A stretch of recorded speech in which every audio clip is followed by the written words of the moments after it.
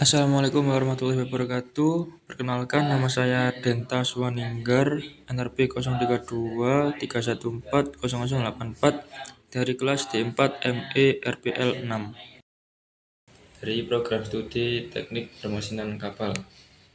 Saya akan menjelaskan sedikit mengenai tugas besar dari metode numerik yang berjudul Oscillating Flow Passes Through Three Cylinder.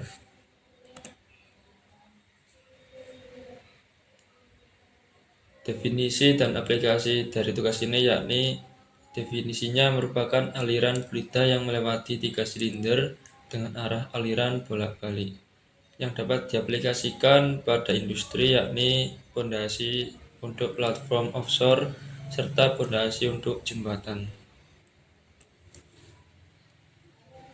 Inilah salah satu contoh dari pengaplikasian oscillating flow yang mana pada gambar tersebut terdapat pondasi offshore yang berupa pipa.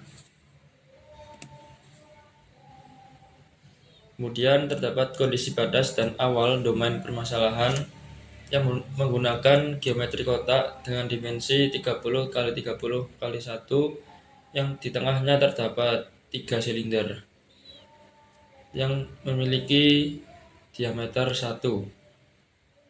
Untuk tugas ini saya ber-NRP 84 dengan sudut silinder dengan sumbu Z 90 derajat, kemudian radius jarak pusat silinder dengan pusat koordinat D atau 1 dan dengan diameter silinder 1, kemudian frekuensi 0,25, amplitudo 1, kemudian level shift kecepatan aliran bolak-balik 000 serta skala kecepatan aliran bolak-balik 100.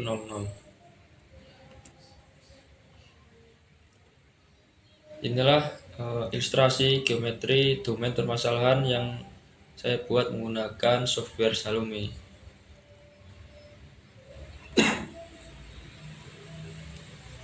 Kemudian terdapat inspection minimal distance yang mana dari jarak pusat koordinat menuju pusat silinder sejauh 1.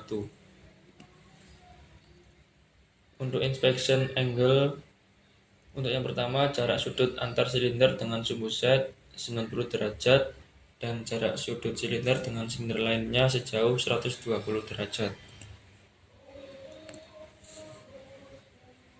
Kemudian untuk meshnya menggunakan tipe prisma yang dibuat dengan Salome.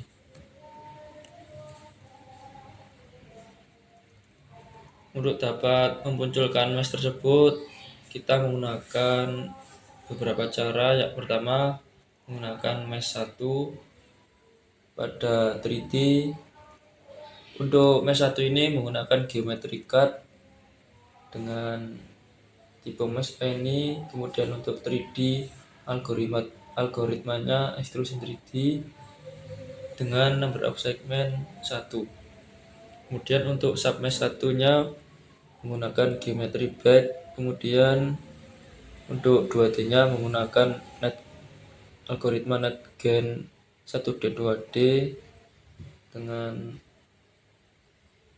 hipotesis NetGen 2D parameters yang mana maksimal size-nya 0,8, minimal size-nya 0,2, untuk fineness-nya very fine. Kemudian terdapat local size sebesar 0,1 pada ketiga silindernya. Dan yang terakhir terdapat submesh 2. Submesh 2 menggunakan geometri extrusion bed dengan 1D-nya algoritma wear discretization dan hipotesis number of segment 1.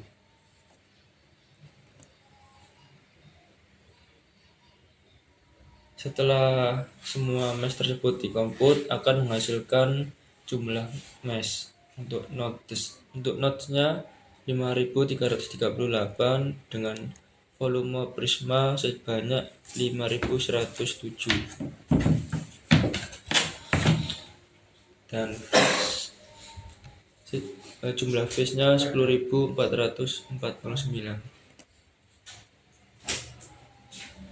Kemudian terdapat juga kondisi batas pada beberapa file OpenFOAM.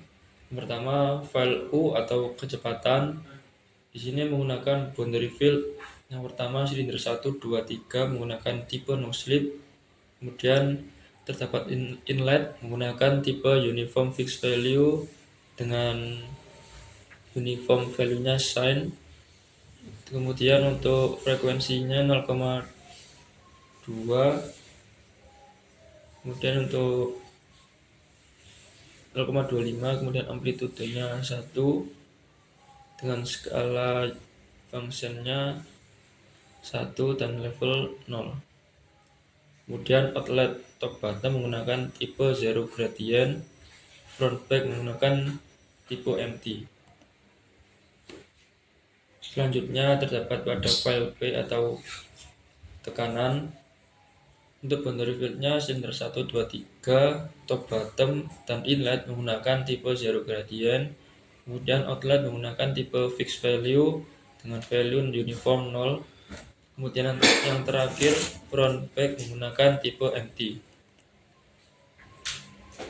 Selanjutnya pada file transport properties nilai NU-nya 0,01. Selanjutnya pada file boundary untuk inlet menggunakan tipe patch. Demikian juga pada outlet top serta bottom menggunakan tipe patch juga. Untuk front dan back menggunakan tipe empty, dan silinder 1, silinder 2 dan silinder 3 menggunakan tipe wall. Karena untuk tipe wall ini agar aliran tersebut tidak memasuki silinder. Kemudian untuk file control tick-nya kita atur pada start time 0, kemudian end time-nya 40 dengan delta T 0,001, rate interval 0,02. Kemudian setelah mesh tersebut dijalankan pada software ParaView akan memunculkan hasil simulasi pada beberapa plot. Untuk plot yang pertama, plot kontur tekanan. Yang sebelah kiri terdapat plot pada waktu T20, yang sebelah kanan T22. Kemudian terdapat juga hasil simulasi untuk plot vorticity. Yang sebelah kiri T-nya 20 dan yang sebelah kanan pada T22. Pada gambar tersebut terdapat perbedaan. Untuk yang kiri arah aliran menuju ke kiri, dan yang gambar yang di kanan arah alirannya menuju ke kanan.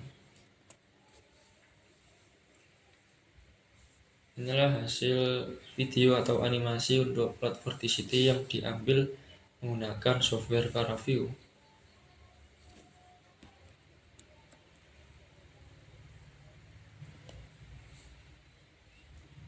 Untuk plot yang terakhir yakni terdapat plot kontur vorticity. Untuk waktu 20 terdapat pada gambar kiri dan yang waktu 22 terdapat pada gambar sebelah kanan. Kemudian terdapat juga plot koefisien gaya yang diambil pada data di file post processing. Untuk silinder yang pertama pada perbandingan waktu dan koefisien drag yang sebelah kiri, kemudian perbandingan waktu dan koefisien lift pada grafik sebelah kanan. Kemudian untuk silinder yang kedua, perbandingan waktu terhadap koefisien drag dan perbandingan waktu terhadap koefisien lift. Untuk grafik koefisien lift ini terdapat sebuah perbedaan dengan silinder yang pertama, tetapi untuk grafik koefisien drag ini hampir sama dengan silinder yang pertama.